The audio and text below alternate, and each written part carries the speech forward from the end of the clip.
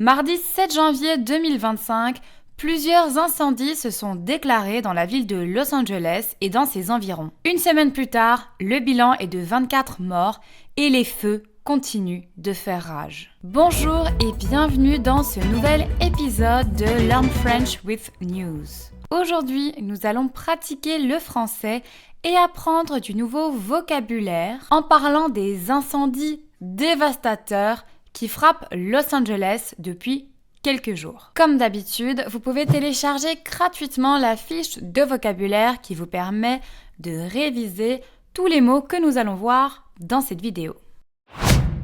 Commençons par la chronologie des événements. Je vous précise que je filme cette vidéo le lundi 13 janvier. Les premiers feux se sont déclarés le mardi 7 janvier 2025 à Los Angeles, dans le quartier de Pacific Palisades.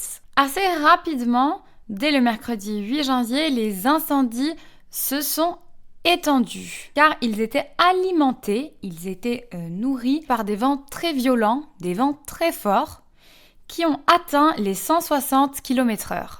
Jeudi 9 janvier, on apprend que le bilan s'alourdit avec plusieurs morts et des milliers de personnes sont évacuées. On les déplace, elles doivent quitter leur domicile. Dimanche 12 janvier, les pompiers ont réussi à réaliser quelques progrès, à enregistrer quelques progrès grâce à une accalmie du vent. Donc il y avait un peu moins de vent pendant une période temporaire, donc pendant une petite période de temps. Malheureusement, les autorités ont annoncé que les vents allaient regagner en puissance jusqu'à mercredi. De nouveaux brasiers menacent la vallée de San Fernando. C'est une zone densément urbanisée, donc fortement urbanisée, au nord-ouest de Los Angeles. Cela maintient la menace d'incendie à un niveau très élevé. Donc à l'heure actuelle, nous sommes le lundi 13 janvier et ces incendies continuent de faire rage. Ces incendies sont toujours en cours. Voici d'ailleurs quelques chiffres clés concernant ces événements. Au moins 24 personnes ont perdu la vie, sont décédées dans ces feux, dans ces incendies. Concernant la superficie brûlée, ce sont plus de 37 800 hectares qui sont partis en fumée. 37 800 hectares qui ont été ravagés par les flammes. Des milliers de structures, notamment des maisons, ont été détruites. Selon l'agence de presse américaine Associated Press, ce sont plus de 12 000 bâtiments qui ont été détruits. Toujours selon l'agence de presse, ce sont aujourd'hui plus de 150 000 personnes qui ont dû être déplacées, qui ont dû quitter leur domicile, leur habitation. Ces incendies ont également frappé des quartiers huppés de Los Angeles, détruisant ainsi les résidences de plusieurs célébrités, de personnes connues. Parmi elles, il y a notamment Paris Hilton, dont la maison située à Malibu a été réduite en cendres. La demeure, la maison, estimée à 7 millions de dollars, d'Adrian Brody et de Leighton Meester, a été totalement détruite. C'est aussi le cas des maisons de Billy Crystal, d'Anthony Hopkins ou encore de John Goodman. On peut aussi dire qu'elles ont été ravagées par les incendies.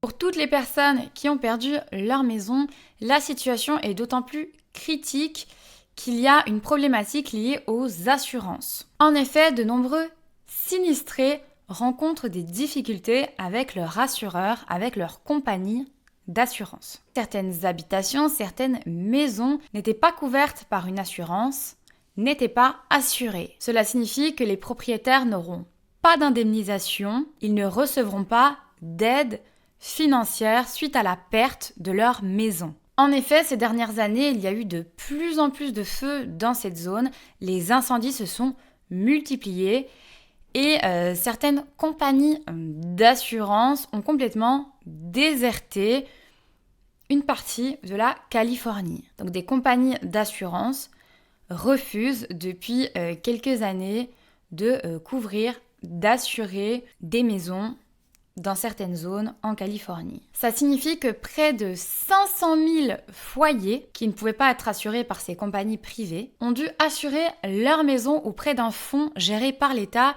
qui a beaucoup moins de moyens, qui a beaucoup moins d'argent. Les moyens de ce fonds sont limités, ils sont plus petits.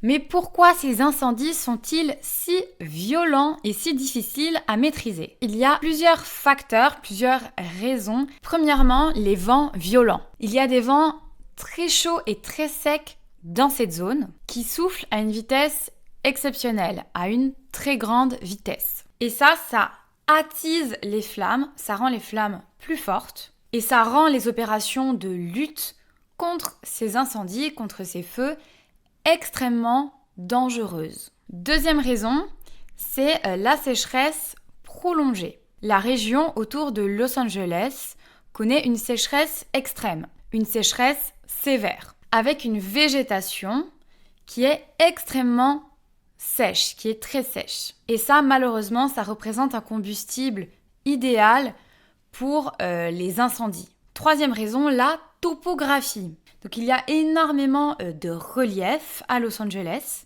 et ça facilite la propagation des feux d'une part et d'autre part ça rend l'intervention des pompiers assez complexe et d'ailleurs les évacuations également. Donc, les évacuations des personnes pour les mettre en sécurité. Parce qu'il y a par exemple des maisons qui vont être construites, il y a des petites routes sinueuses.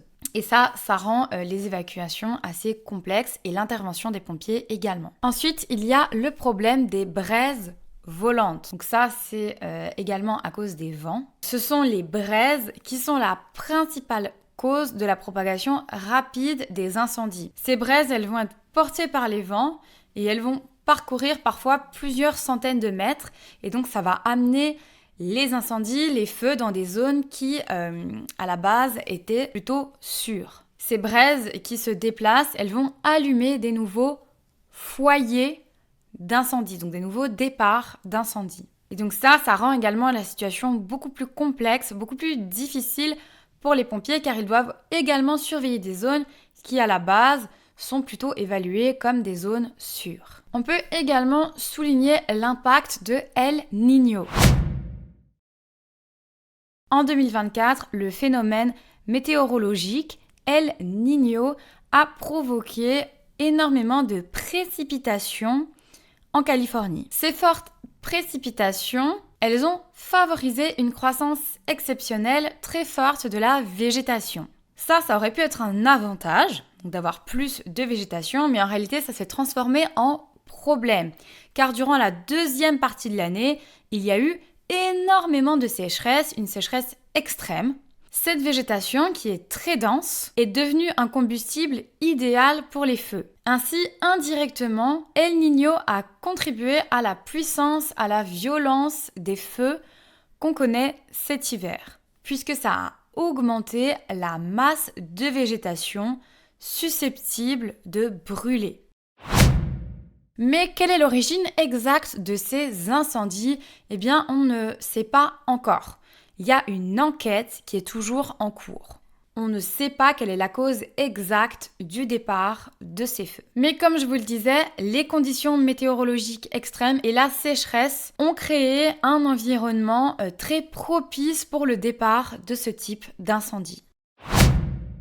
Quelles sont les conséquences et les mesures qui ont été prises? Le gouverneur de la Californie, Gavin Newsom, a déclaré l'état d'urgence. Il a mobilisé des ressources supplémentaires, y compris celles de la garde nationale, pour lutter contre la propagation de ces incendies, pour aider à combattre ces feux. Des centres d'évacuation ont également été mis en place pour accueillir les personnes qui ont été déplacées, qui ont dû quitter leur habitation. Une chose est sûre, ces incendies dévastateurs mettent en lumière les défis croissants qui sont posés par le réchauffement climatique et l'urbanisation dans des zones à risque.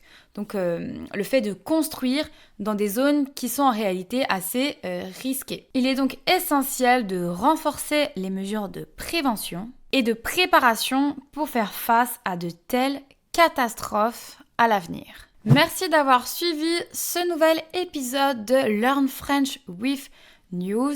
J'espère que vous avez pu à la fois pratiquer votre français et en apprendre plus sur cet événement d'actualité.